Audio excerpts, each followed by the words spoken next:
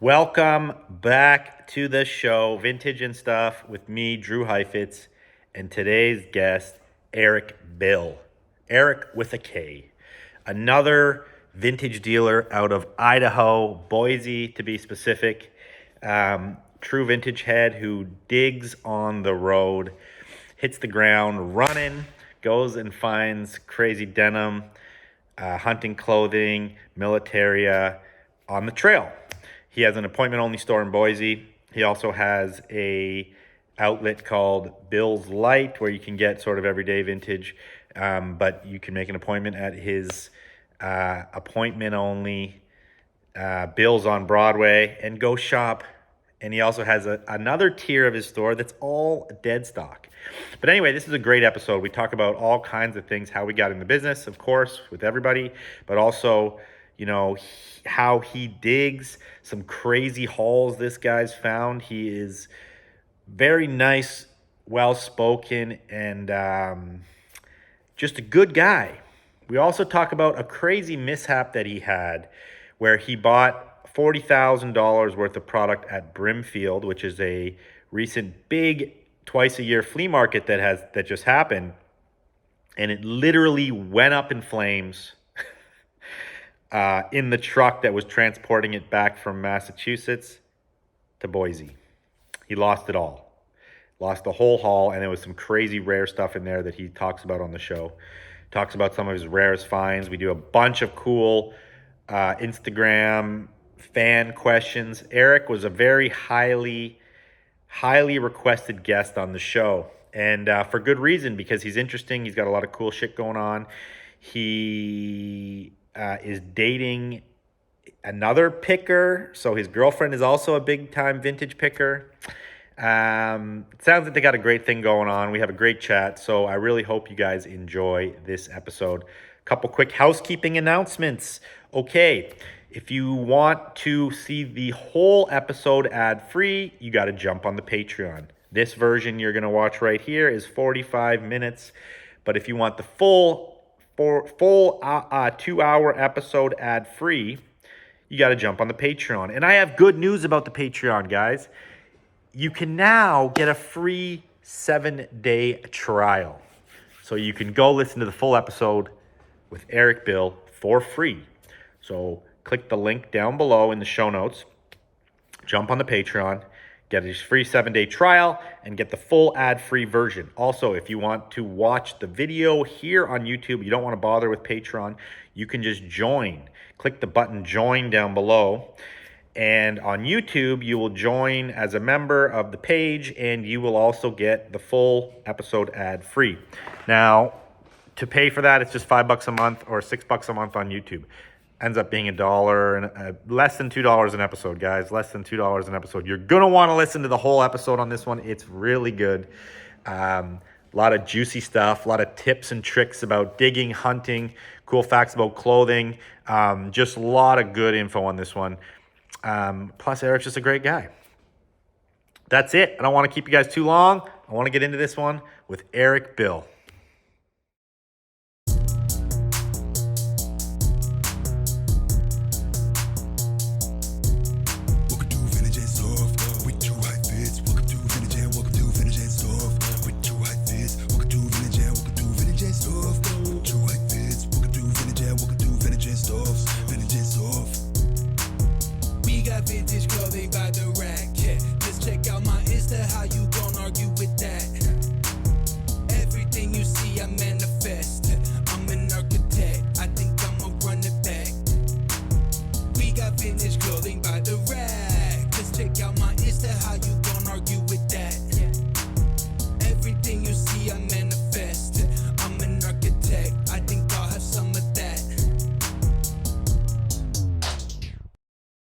Erik, welcome to the show. Thank you. I appreciate you coming on. There's a lot of things I want to jump into here. You were actually quite requested as a guest on the show. Oh, maybe you got a lot of fans out there. Oh, wow. Interesting. I thought it was just going to be some of the people who had, questions, the ones we talked about, but never know. Some anatomy questions. Yeah. I don't really know you too well. I bump into you here and there on the trail, usually at like trade shows or here and there at an event. Yeah. Um, you recently had a crazy incident from your Brimfield experience that you bought a ton of stuff and it ended up in flames. I want Dude. to get into that story later on in the episode. Yeah. And Um, it gets a little deeper that I haven't really told anyone about. So that it'll be oh, funny. okay. Yeah. Okay, cool. But a good place to start is sort of the beginning. I Boise and Idaho. There's a lot of dealers out there. It's wild. I've talked to a lot of you guys lately. It seems to be sort of a mecca. Obviously, good area for picking. But why don't you start from the beginning, like how you kind of got into clothing in the first place, like how this love for old things started. Yeah. I've thought about that a bunch because, of course, it's never like, well, I guess today it kind of seems like it is for some people, but it never used to be just like wake up and you're into it. Um, Yeah, but I think it mostly came from watching old westerns with my dad when I was really young, and then um, since I was a kid, I bought and sold records, and that kind of puts you out at all the yard sales and flea markets and swap meets and shit. And then noticing on those records like what the guys are wearing that you already think are so cool. Um, yeah. Cause yeah, I was buying and selling records. I mean, since I was probably like 12 or something. Wow.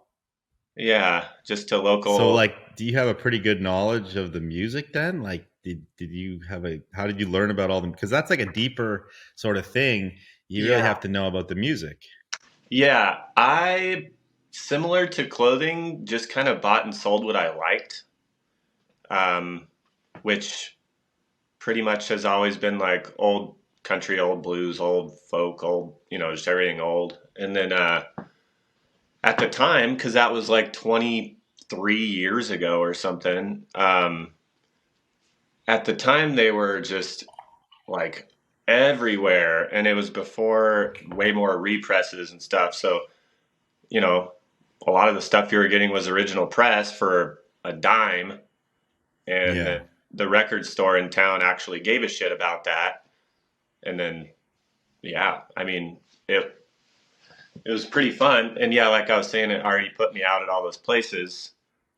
I was begging older friends for rides every weekend and shit. And then started kind of looking for clothes for myself and found a few things. And um, of course, I remember trying on like just such good shit that was like $5 and like, the sleeves are short and, throwing it back and all that. But I think that's how it started. And then some friends were like, shit, man, if you ever find another one of those, let me know. Kind of. Yeah. I remember having a So, yard did you have, sale. did you ever have a real job? Yeah, I I worked at the co-op here in town for a long time, just like hippie food shit, and worked with breweries. Helped my friends kind of start a brewery, um, stuff like that. And I also, I worked at least two jobs pretty much my whole life, um, until I hit a point that financially I felt comfortable quitting everything and just doing clothes. And I How long ago was remember that?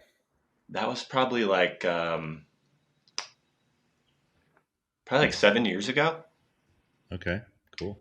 Yeah, and I just remember because I was hanging on like part time at the brewery, and I just kept telling myself, once I hit this number, like fuck everything else. And then Yeah. I hit that number, and I remember checking my bank account like a month after that, and just being like, what the fuck, dude? Why do I have so much money? Like, it was like as soon as I started doing what I wanted, everything just worked out. Yeah, that's great.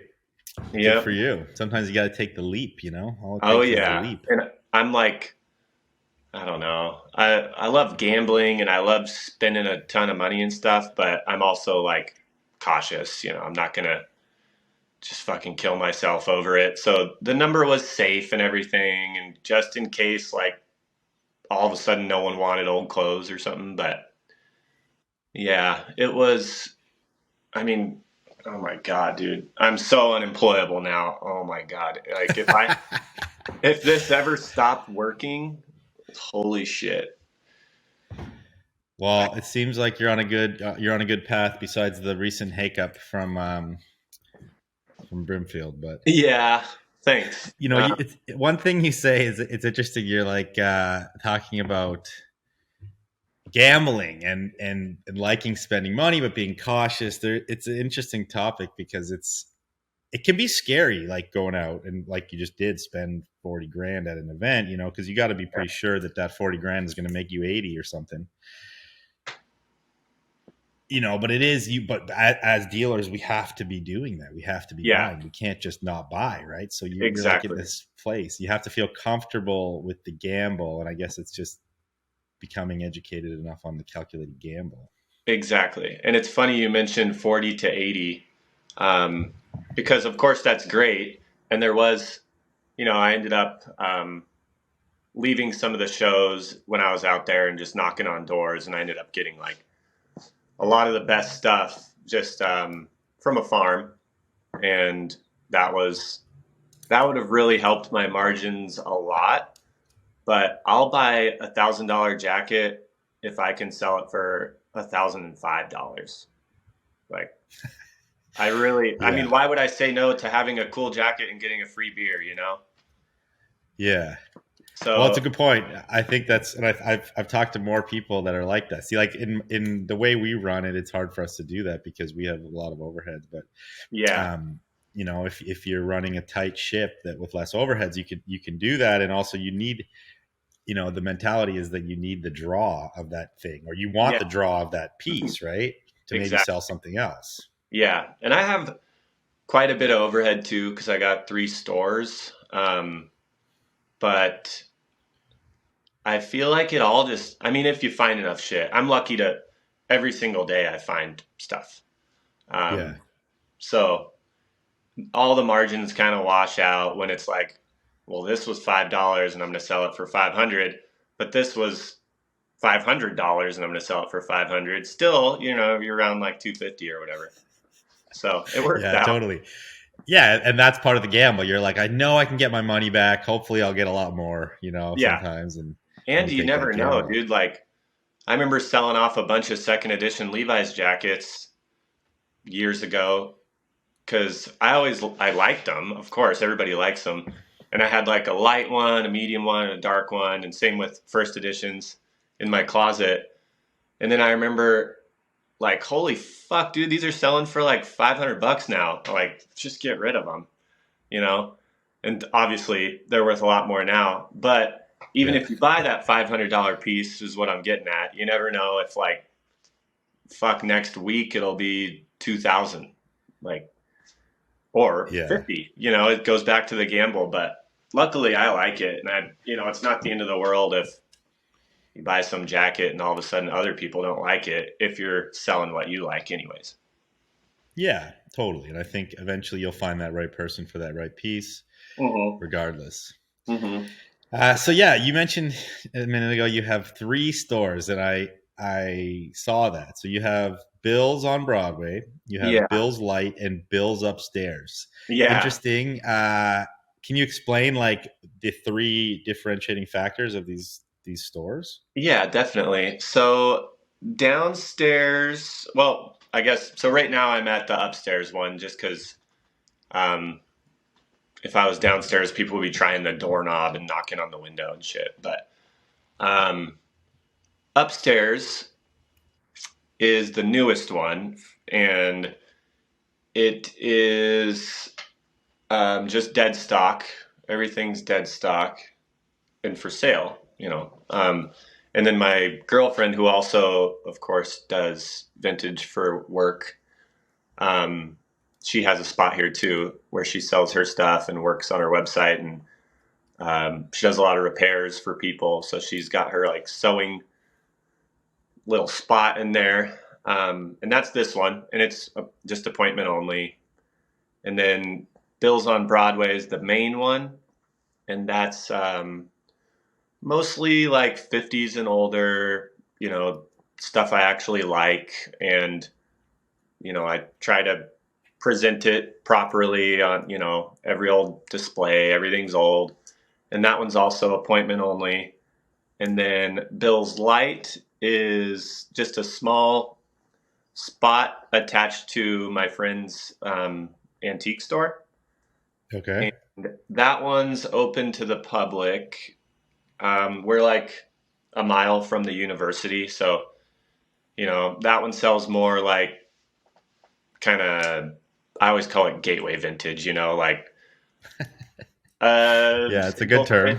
graphic tee, or like a pearl snap shirt, or like a 80s sweatshirt, or just stuff like that of course find a ton of it along the way. And I used to just like pretty much give it away to friends that have stores with that. But I was like, if I don't have to sit in here and run it, then might as well have it for sale. And yeah, I don't know. I restock it like usually once a week, and it does pretty well. Nice. Yeah. So the where you are upstairs and then the downstairs of where you are is all appointment only. Yeah. Yep. And honestly, dude, most of the Bill's Light stuff, most of the sales also just come from like customers that have appointments here. Because, every day someone will go in there and buy a shirt and a jacket or whatever, like 4-pocket Levi's truckers and, stuff that I don't really want in my other spaces. But a lot of like the Japanese folks have a similar thing, where they've got like their store of stuff they really like, and then either another store of, more gateway vintage, or a section of their store with that. So even if that one was appointment only, it would be fine. It would be totally fine. Yeah. Well, that's interesting. I mean, I think we kind of had it like the Rose Bowl was always like the stuff we loved. We'd bring down there to sell. And then our store was like kind of like Bill's Light, I see that, I see how that works. And it's a good model because you then get to buy all the things instead of just leaving all this stuff maybe that was not as interesting, but it has exactly. And I get into a lot of houses, and when these people let me in, you're not always going to find a stack of double X's, but you want to give them money for their time at least. So, it's like, thanks for the Raiders t-shirt, ma'am. Here's like $10 or, just something. And I buy a lot of furniture and antiques, and I'll buy old cars and old motorcycles, I'll buy anything cool and old for sure. Yeah. Yeah. So let's talk about that then. What you do like, because I know that you're known for antique clothing, for lack of a better term, or like older clothing. Yeah. Denim and things. Mm-hmm. Has it always been like that? So even from the beginning, is that kind of where it started for you? Yeah, definitely. It's always been, and it actually, now I'm thinking about it, still is just like early Western stuff and early work stuff for sure. Yeah.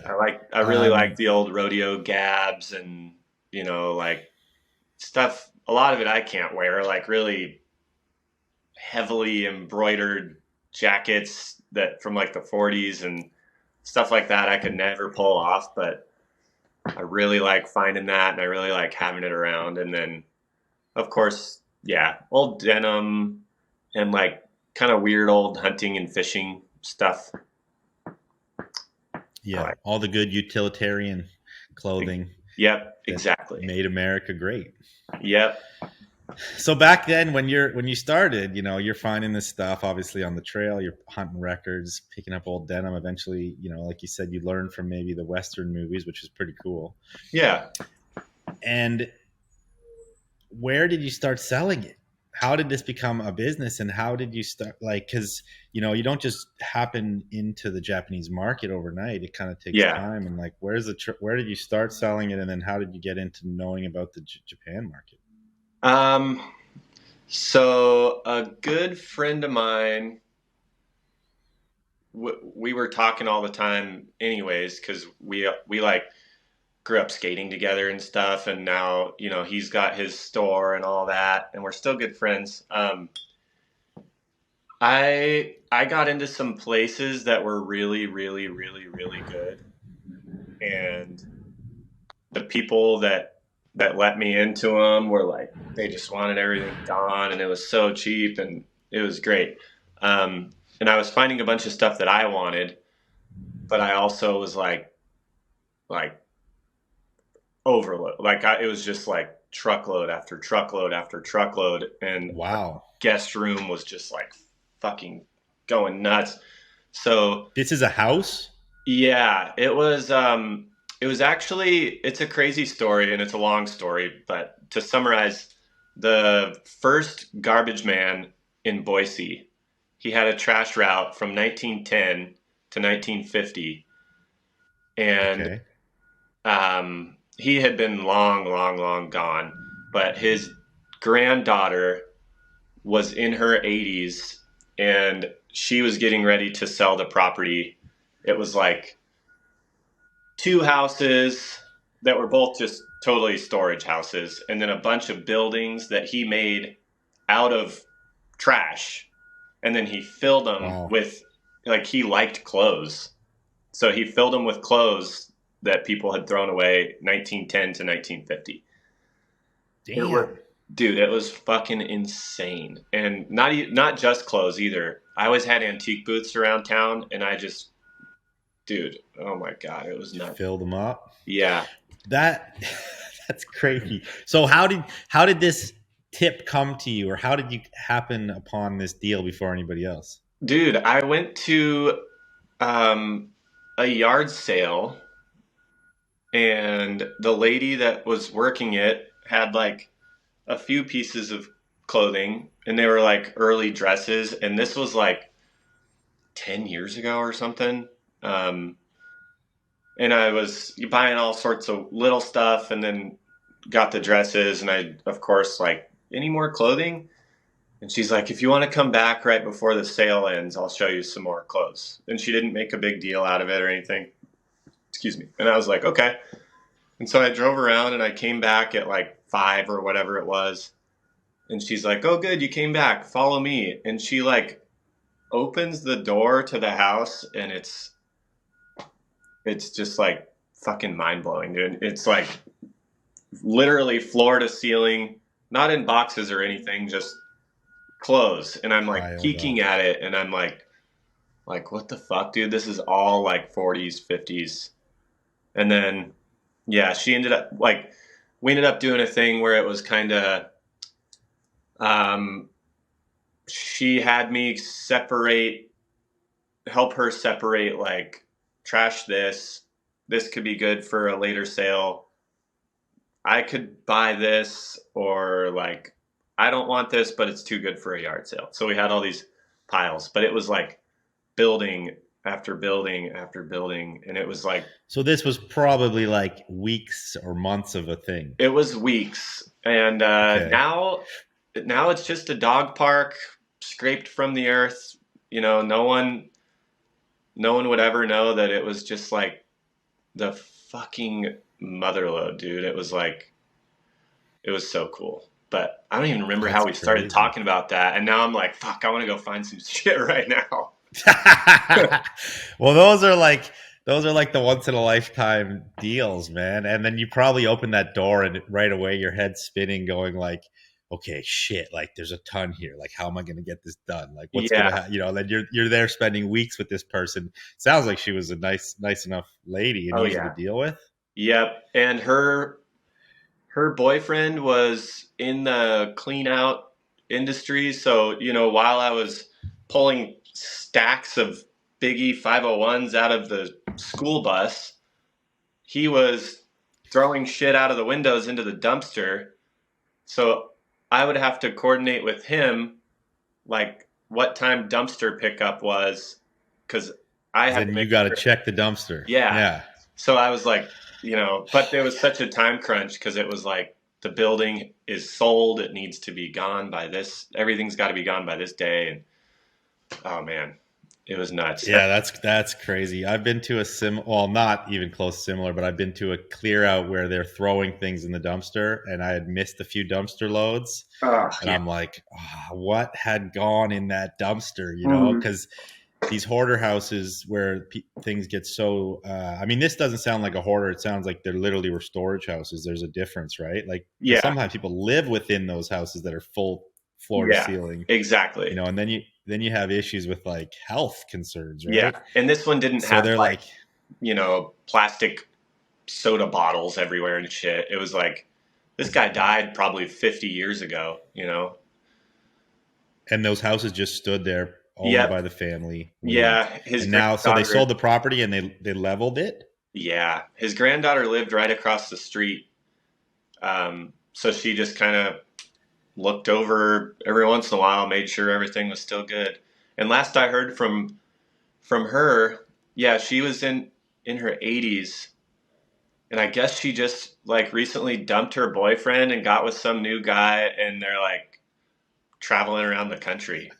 I was like, This what? sounds like you're talking about a teenager. But you're Yeah, like, she's 80. yeah, That's awesome. yeah. Fucking live life. Yep, it's never too late.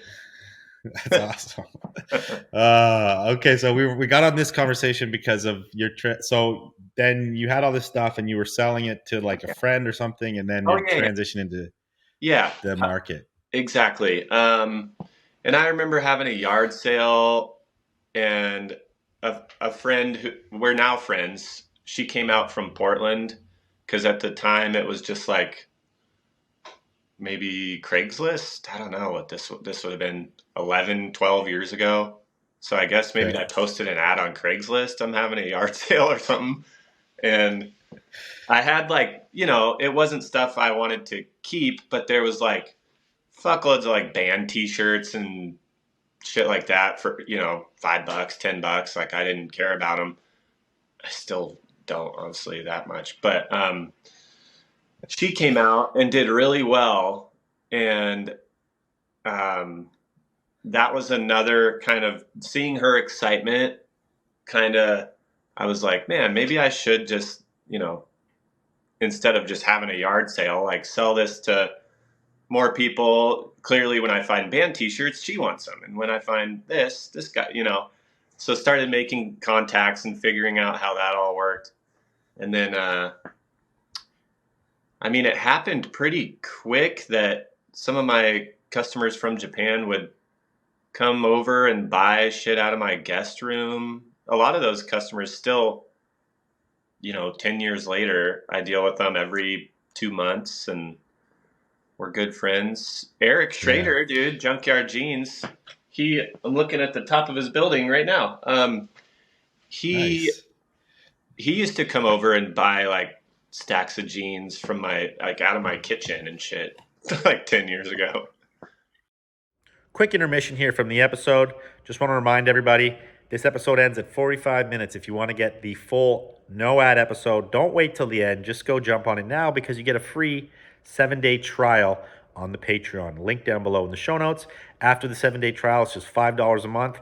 That's $1.25 per episode. We put out episodes every Wednesday or at least once a week. Jump on Patreon down below. See you guys over there. That makes sense. Yeah, I would imagine back then, because Eric's been around forever, he would have been there already doing this in the 90s. So Oh yeah. I would assume that Boise was like on the trail of a lot of Japanese buyers already, right? Yeah, I think so. And my buddy Leo, he's actually quite a bit older than Erik. He also was doing it late 80s, early 90s, setting up we buy 501s signs on the corner and putting commercials on TV. Like, if you're Wow, watching, TV. you're watching Roseanne and all of a sudden there's a commercial break and it's like what the hell? This guy's buying 501s at Walmart in town on Sunday, and everybody just grabs all their old shit.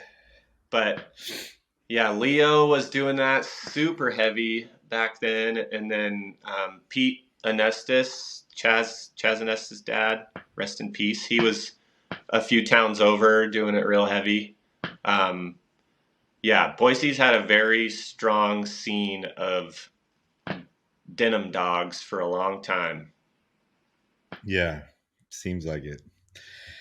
Those vans that were like, we buy your Levi's. Yeah. Like they're so cool to me because that's like the beginning, sort of the roots of our business, you know, and it's like folk art at this point of Yeah. our business. And how quickly So, that became, it was so like opportunistic and perfect, right time, right place. Because then 5 years later, no one, that's not a real way to do it. Like, no. And yeah, for people listening that don't know, people used to literally drive town to town with these signs or written on the side of their vans, we buy your used Levi's, park in a random busy place, maybe run an ad in the newspaper telling people they were going to be there, yeah, and just post up for a couple days, buy the whole town's old jeans, no one's the wiser, and move on to the next town yeah. until your van's full, I guess. Dude, my buddy Leo that I was talking about, he was doing so well with that in like the probably like 1990, 91. He'd put a commercial, that ran for a week on whatever local TV station, and he would go to Twin Falls, an hour and a half away. And meanwhile, he's got somebody in Ontario, Oregon, an hour the other way, because he ran an ad in that town too and gave that dude like $10,000. Just spend it, come home when you spent it all. And he told me, like, he would always say, "Oh shit, oh dear." That's like what he would say for like, oh man. So he'd say, "Oh shit, oh dear, I had trucks lined up for a mile and I was getting second edition jackets and buckleback jeans, and it wasn't just Levi's, it was Lee, it was Bluebell, it was, hearing him talk about it, it's just like fucking amazing that I can still find anything out here, because it's like That's so epic. trucks and trucks and You're trucks. probably, yeah, probably finding shit that passed through his hands at some point anyway. Yeah, not much anymore, but I bought a ton from Leo because he filled up sheds, and then I remember him saying, like, "I don't really think I have anything left," and then like 5 carloads later of great shit, he's like, "Man, I had some shit left." Yeah, totally. Yeah, And it's funny too because as time passes, that stuff that you're like, it's not that good. It's like the seconds or whatever becomes like so amazing, right? yeah, Like, yeah. it just gets more Dude, rare in and more rare. 1990, red lines didn't seem that special. I mean, in a way, they're still relatively new, but if they weren't Big E, they were like 7 years old, 8 years old, So Yeah, exactly. he would probably just throw those in a That's shed because only Big E ones were selling for real money or whatever. yeah. So I have a guest question. We Who Wander. Okay. We Who Wander. Yeah. Was there a defining piece that spurred you on to find more? So like in those early days, like was there like one piece that you remember maybe that sold for big money or something that was like okay, I'm on the right path here? Or The piece that comes to mind, I was only a couple years ago. Back then, earlier, it was more so like the quantity. Like my friend Ross, he has Daylight Vintage in Silverton, Oregon, and it's a beautiful store. I used to find tons of shit, and I was working 2 jobs, and I prioritized looking for more and didn't have time to look through it. So I would send the stuff that I knew Ross would want to him, and then he would send me back money with like a list of what he paid, for everything. We just knew. yeah, like a very trustworthy deal. Like, Yeah. So that, just send me what you think's fair.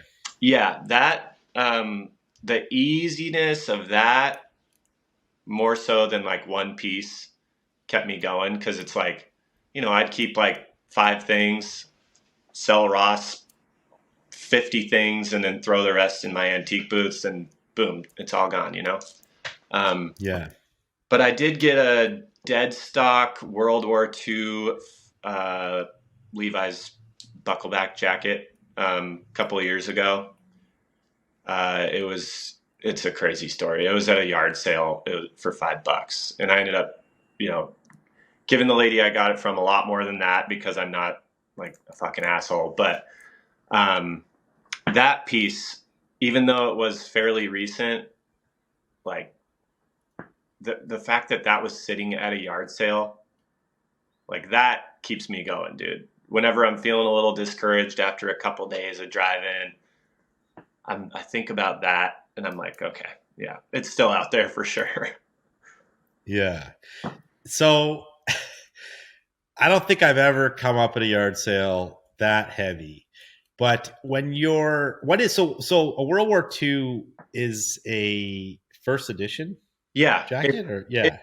And It's what's the difference like, between, the World War II has a donut button. Is that right? Yeah, it's got the wreath buttons, donut buttons, and no flap on the pocket because, you know, Save they're material, yeah. saving anything they can. But it's still got the early buckle on the back, not the ugly like later one. And it was a size 40. Still had, the cutter tag, and Damn. just totally dead stock. Just never worn. Never even. It was sitting Yeah. at a yard sale on a table where a $5 table. Anything on the table is $5.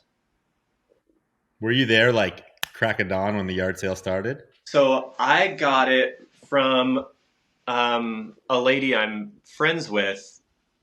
She got it from this yard sale and brought it to me, and she thought maybe it was like a couple $100 or something. And I remember her face when I told her what I would pay her, and I love it. It's so good.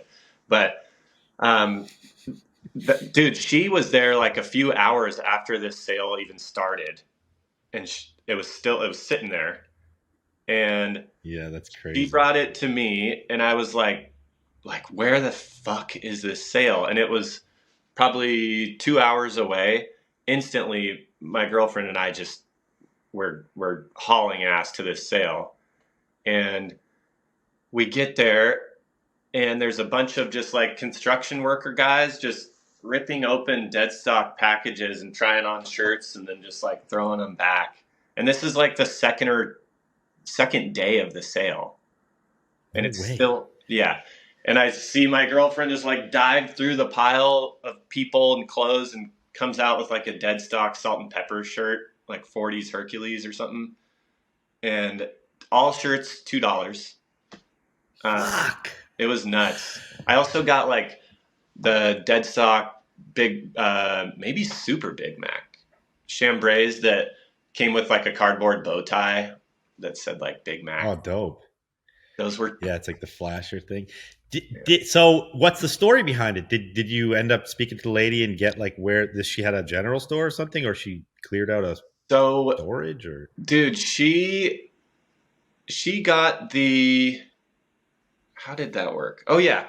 So they live in this very, very small town, rural Idaho. And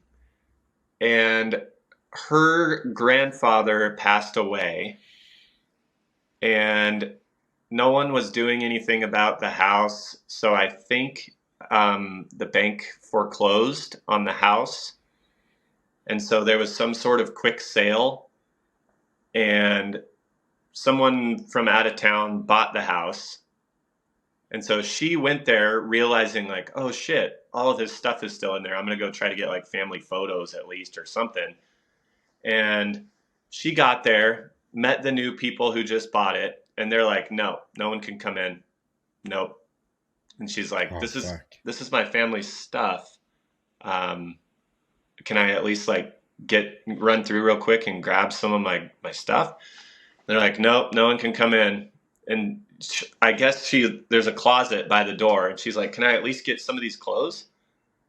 And he's like, yeah, sure, whatever, just grab some clothes. And then pretty much kicked her out. And from what I understand, they still haven't let her back in. Like, And the place is just I sit. They think didn't they, like I think they, renovate it or anything. I think they probably threw everything away by now. Yeah, But that's yeah, so that sad. that jacket was just sitting in the closet. So kind of like what you were saying earlier about stuff being hauled off. It's like, what the hell else is in there? That's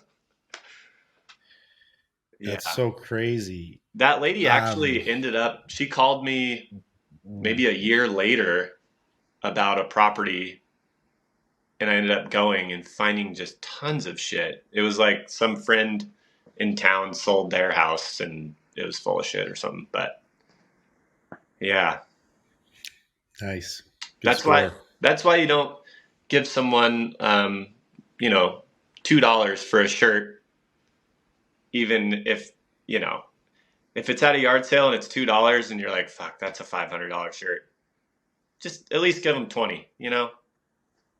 Yeah, It'll that way yeah. they'll Just give them enough that they want to call you to sell you something else in the future. exactly. They're not going to call you for $2, but you never know. Yeah, you always got to be building blocks for the future. Don't just think Exactly. about quick gains. Yep, exactly. Yeah, if you're in it for the long run, you got to think about the long run for sure. Yeah. So speaking of that, you're picking in the wild is your main sourcing, right? Like going Yeah. in houses, barns, talking to people, finding stuff out there. Oh yeah. And like, you've been doing it for a bunch of years now, and after all this time, like how often are you getting hauls, and like how frequent is it by now? I mean, for instance, today at 1:30, I have an appointment in a two-story, really old farmhouse, and the guy says there's clothes everywhere. Um, Fuck. like a couple times a week. Yeah. That's the dream, dude. See, it's like we're so far removed from that. I've done it a few times, and I want to do it more. There's a few towns here in Canada. Have you ever come to Canada? By the way, that was one question I had. Have you ever picked, because No. you can drive pretty quick to Canada? Yeah, if I just drove up through Idaho, it's like 8 hours. I want to. I mean, I have no idea why I haven't. So I mean, maybe see it it's in obviously summer. a lot different. We don't have as much Levi's. We have different stuff, and Yeah, get some there's obviously not as GWG much out there. population. Get Yeah, that GWG. yeah, Have you ever found any cool GWG? yeah, definitely. Nice. Yeah, I always wonder, like, man, how the hell did that get here? You know, it's not that far away, but it did cross a border, so it's Yeah, totally. I don't know. So yeah, there's a few towns here, northern towns, that I have on my radar to go digging in. Do it, They're dude. very a lot of them are very, like, I don't know how to say this, like closed off. Like the people there are not like stoked to have people coming in, you know what I mean? Yeah, These towns are like remote, and the people that are there like that it's remote, because they don't have to exactly. deal with people. It's like, why does someone live in the middle of fucking nowhere? Because they don't want to deal with people. That's exactly right. Yeah, that it's such a fine line. I think that you're likable and you're well spoken, so you would stand a chance. Um, but Good to hear. I mean, that could open a whole new can of worms for a conversation that it's not important. But I would say you should go do it, dude. Now's the Yeah, time. I have it on the radar. We're gonna do some camping. We're gonna go up to some remote places and camp out and start knocking on some doors. And I do have a few ins in some of these places with people that are closer to them than me. So, Yeah. Take one help me last through. name or something like that, and they're like, "Oh shit, you must be all right." Yeah. Okay, so I got something from Britt here. He says that you are the first person to collect Dick Hege Levi's, and that you also Oh. started the camel toe Hege trend. Yes, yes, yes, yes. I'm surprised he's giving away that secret, dude, because that's going to be big money. Big The money. Dick Hege. Yeah. So, can you just describe Hege for people in listening that don't maybe know what that Yeah, is? hige is like whiskers, you know? Um, whether it's like a, honeycomb kind of thing is what a lot of people call it now, but whiskering of a garment. So Brit's talking about, really nice dick hege. So maybe you got some super dark lees and you never washed them and it looks like a million arrows are pointing at your dick. It's just kind of interesting. And now that, dude, women's workwear has, of course, always been cool, but now that it's more appreciated, camel toe hige is going to be, Come on. dude, I think it's going to be like, you're going to have to be prying it out of museums or something if you want some soon. Yeah. Abercrombie or Polo Ralph Lauren design team's going to be coming around looking for camel toe hige to copy for their next season. Exactly. And then, charge up on that shit. Yeah. Imagine finding like some, like the pants Amelia Earhart was wearing during an airplane race with like Amelia Earhart's camel toe hige. Priceless. Exactly. Really. Yeah. Better than a blown knee. So one thing you just said was that the women's denim is more appreciated.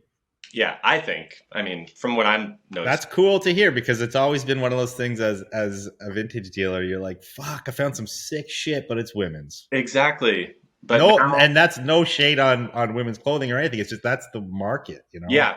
Yeah, exactly. And now, I mean, I'm looking at a dead stock women's Levi's ranch set. And